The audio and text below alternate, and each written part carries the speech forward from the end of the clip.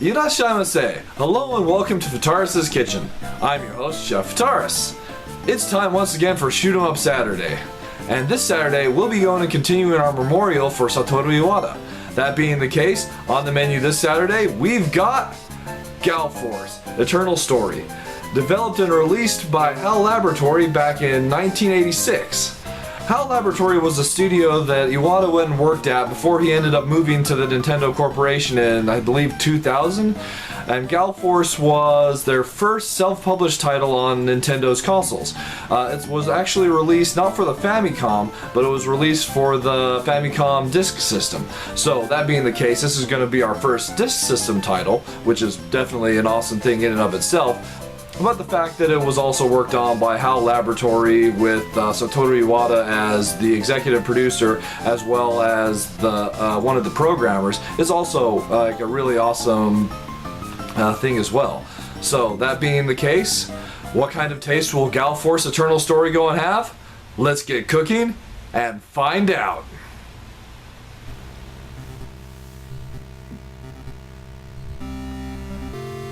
Alright, here we are at the start screen for Gall Force Eternal Story. So I'm going to go ahead and let this play for a little bit. We can go and see some of the character bios that we get to go and be during the game. Well, we go and play as Rabi, and then we'll go and be rescuing her companions throughout the course of the game. I just want to go and touch a little bit on the property Gall Force itself. Gall Force was a relatively successful sci-fi anime OVA series that was produced around the mid-80s, the character designs were done by the popular of the time character designer Kenichi Sonoda, who would later go on to go and make his probably most notable work, Bubblegum Crisis, a couple years after this one came out. But it was definitely a successful property in that they went and made several actually series based off of it, each with several episodes apiece. So that's always a good sign of success. Based off of the war between the all-female solenoid race and these like amoeba, amoeba-like creatures called the Paranoids. So this one's kind of loosely based, or Hal Laboratories one took that and made this loosely based license game based on it. That is also a Famicom disk system game, so we have to go and change the disc. Unfortunately, I do not have a Famicom disk system, so this is being done via emulation. So imagine me going and pulling the disc out of the system, carefully turning it over, and putting it back in.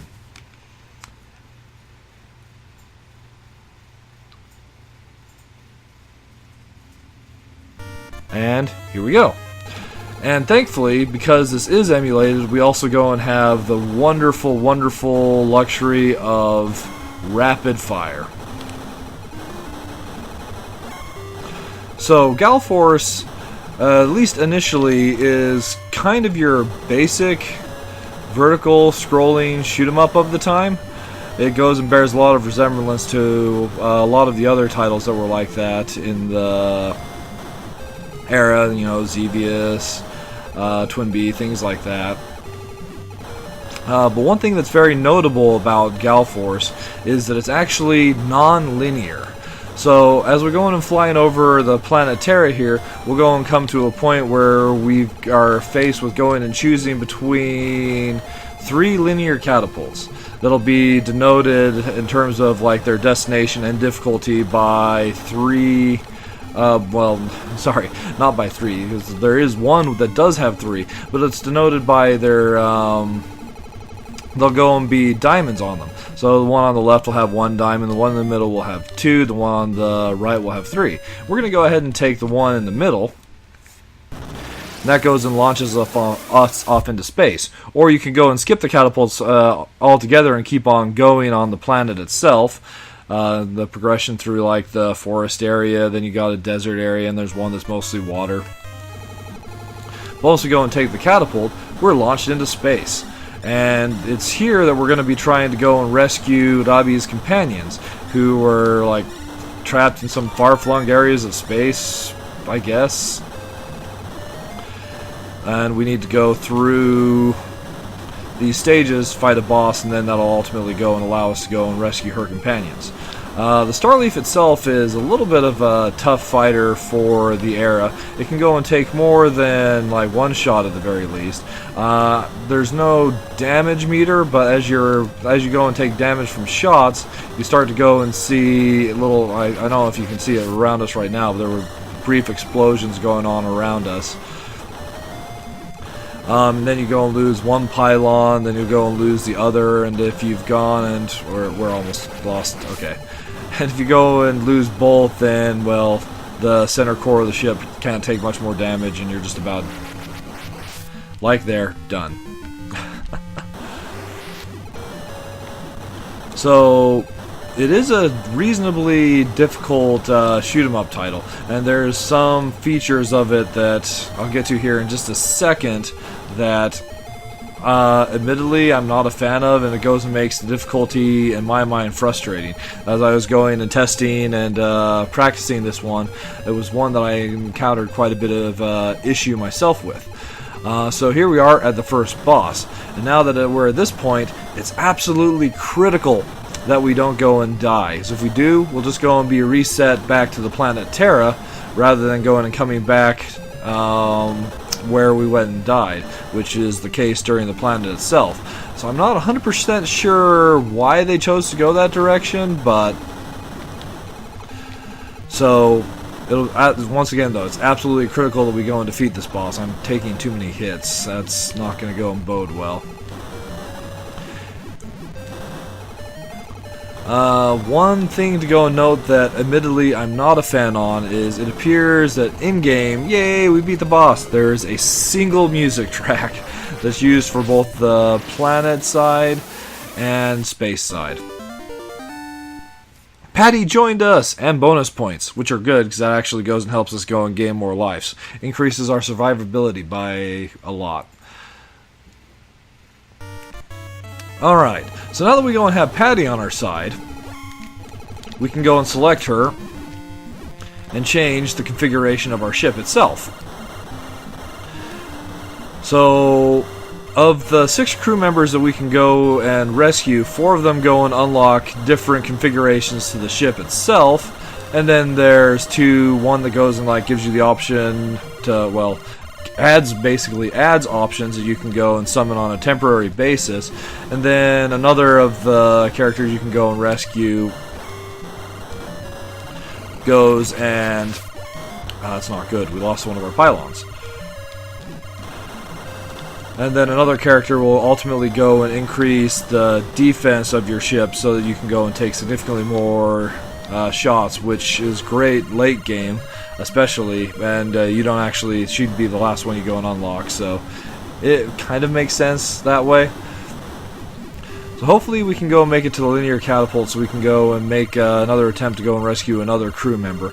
I'm going to go and pick the third one this time.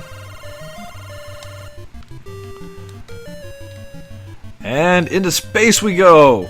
Fortunately, we do go and get completely repaired when we go and hit one of these catapults, so we'll be in good shape for our battle in space.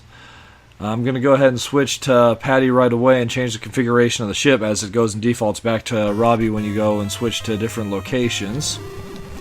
That way we can go and hopefully blast through all this stuff and unlock power-ups. Please, please.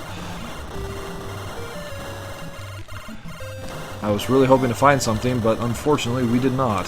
Shield, that's good. That's better than nothing.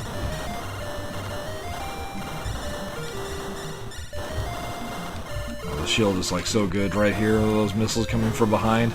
Sneak attacks are not nice.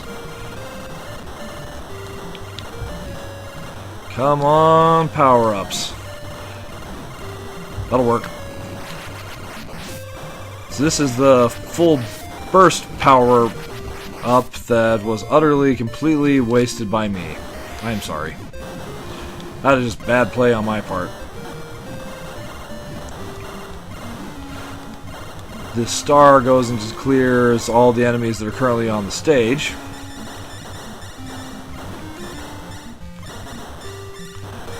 So, as I went and mentioned in my introduction, Iwata did go and have some ties to this game. He went and acted as the game's producer, as well as served as an assistant programmer and a technical advisor for the title. And it's also notable that it's Hal Laboratory's first self-published title, as up to this point, everything that they'd... Oh, man, I'm getting ripped up. That's terrible. Oh, I don't think I'm going to be able to go and beat this boss, not in this kind of shape. But it's notable because it is Hal Laboratory's first self-published title, as everything that they've gone and released up to this point had been published by Nintendo, things like Balloon Fight and whatnot.